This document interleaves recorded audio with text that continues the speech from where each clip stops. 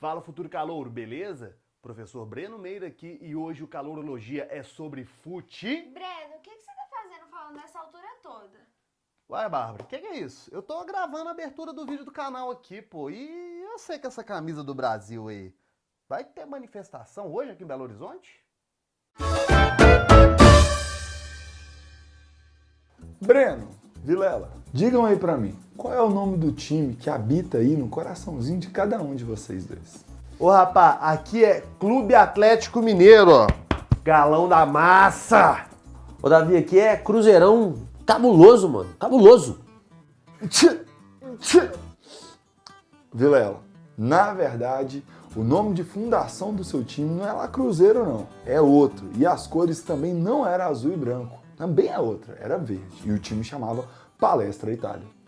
Ô, Davizeira, isso eu tô ligado, cara. E o Fábio, goleirão do Cabuloso, inclusive já usou várias camisas em homenagem a essa época aí da fundação do time. Inclusive, Rogerinho, posso fazer uma denúncia? Aqui, ó, o Fábio, ele é o goleiro mais injustiçado de todo o Brasil. E digo mais, só não falo pro Tite convocar, porque ele já joga na única seleção brasileira com Hexa.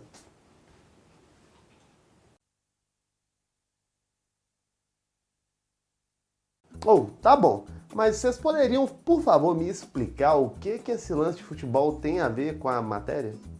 Breno, é complicado, mas apesar de atleticano, essa vida de historiador me faz falar do Cruzeiro todo santo ano. Que é isso, Davizão? Você tá traindo o galão da massa, velho?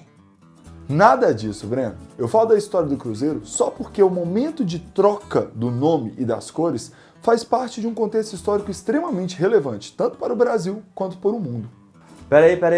Falou do meu time, deixa que eu explico. Seguinte, aqui no Brasil, durante a Era Vargas, quando, mundialmente falando, estava acontecendo a Segunda Guerra Mundial, tanto o Cruzeiro quanto o Palmeiras tiveram que abandonar o nome de Palestra Itália.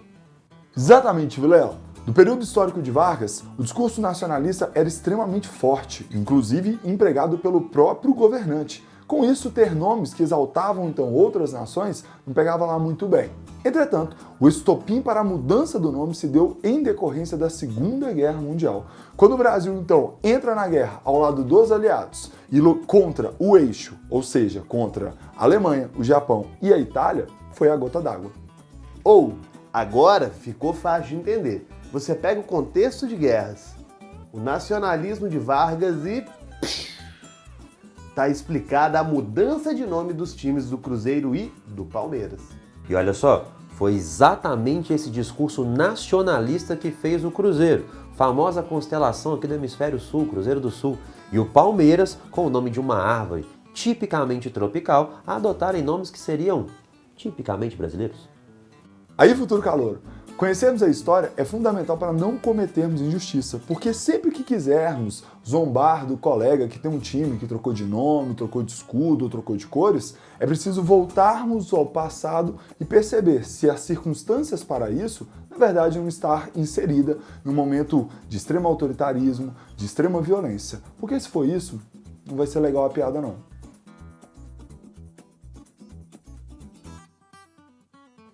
E isso me lembra de uma coisa muito legal. O Atlético Bilbao, um time da Espanha de 120 anos, se orgulha de, na sua história, só ter tido 6 jogadores estrangeiros e sempre ter ficado na Primeira Liga Espanhola, com jogadores formados ali na região. Menino Breno, tá aí um exemplo de nacionalismo internacional. Bilbao é a capital da região basca, lá na Espanha, e por muito tempo eles lutaram por sua independência. Ali por volta de 1978, eles conquistaram uma relativa autonomia com uma nova Constituição espanhola. Então quer dizer que aquela ideia da torcida do Barça de mais que um clube, ela vem justamente dessa ideia do nacionalismo e do separatismo. Rapaz, doido. Isso mesmo, menino Breno, só que o Barça é de outra região, filho. O Barça é da região da Catalunha, tá ligado? Catalunha. Meninos, que bacana vocês deitando nos conceitos da geografia e da história. Mas aqui, tem uma coisa mais engraçada que isso.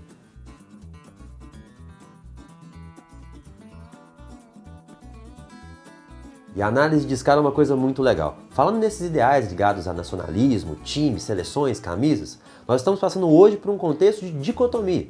Hora de reforço, hora de relativização de todas essas questões. Ai, Vilela. Mas assim, rapaz. Entendi não.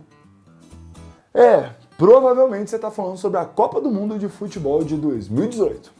Não, isso mesmo. E vou te falar, esse Mundial masculino de futebol ele foi marcado por uma enorme diversidade étnica interna nas seleções. E conceitos históricos e geográficos vão nos ajudar muito a entender tudo isso que está acontecendo. Aí seria o caso do time campeão, a seleção francesa, tô certo?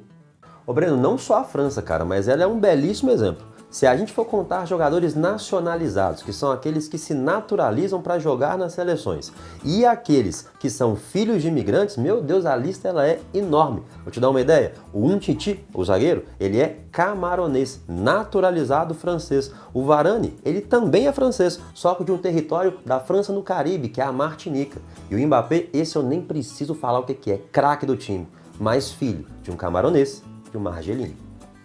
Ô Vilela, mas esses países aí um dia foram colônia da França, velho. O Davi, é isso mesmo, é o reflexo colonial de um futebol moderno cada vez mais globalizado. E olha, isso a gente nem falou de jogadores franceses que atuam por seleções de antigas colônias da França. Vilela, Davi, então continuar falando de separatismo, nacionalismo com toda essa mistura étnica que a gente vive hoje em dia, ainda tá fazendo sentido? Com certeza, menino Breno. E cada contexto possui suas particularidades, por isso é preciso analisar com bastante cuidado cada uma delas. Quando falamos então sobre nacionalismo e linkamos isso aos separatismos, os motivos são vários, são diversos, por isso vamos olhar com bastante atenção. E a nossa ideia aqui, Futuro Calouro, é exatamente falar sobre isso, um contexto cada vez mais global, de fluxos cada vez mais intensos. Os times e as seleções se tornaram marcas mundialmente conhecidas. E é exatamente nesse contexto que a gente vê as transações acontecerem. Grupos que podem entrar pelos países em suas fronteiras e aqueles que são barrados. Então, em alguns momentos, fronteiras mais abertas. Em outros, fronteiras mais fechadas, barreiras. E aí você percebe essa dualidade. As mesmas fronteiras que unem e articulam, elas também podem separar. E a galera tá saindo então dos seus países por quê? Menino Breno, existem vários motivos. Busca por trabalho, melhores condições de vida, fuga de conflitos e por aí vai.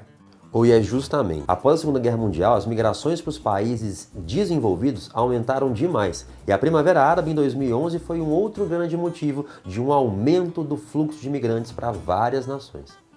E uma coisa pode ter certeza, viver fora do seu país, não dominar a língua do lugar que habita, não dominar os hábitos culturais que eles também praticam, faz com que então o seu cotidiano não seja nada fácil. Futuro Calouro, e eu sei que quando você ouve falar de dificuldades vividas por imigrantes, você já pensa em uma palavrinha que é nada. A gente vai ver isso no vídeo de aprofundamento, então espera e olha lá. Aí, Futuro Calouro, assistindo essa belíssima discussão que o Vilela e o Davi fizeram sobre esse tema tão legal, que é o futebol, a gente consegue perceber o seguinte: os nossos estudos e o nosso dia a dia, o cotidiano, eles estão muito interligados, entrelaçados, e é muito legal quando a gente consegue fazer esse link, né, e criar essa ponte entre o que a gente está estudando e o que a gente vive. E aí a dica que eu vou te dar é o seguinte: tente fazer isso para tudo. Começou a estudar um novo tema, um novo conceito, independente da área que seja, tenta relacionar com alguma coisa que você vive, com alguma coisa do seu dia a dia, com alguma experiência sua de vida aqui, ó. Você vai ver que você vai aprender muito mais e muito melhor e vai ser show de bola.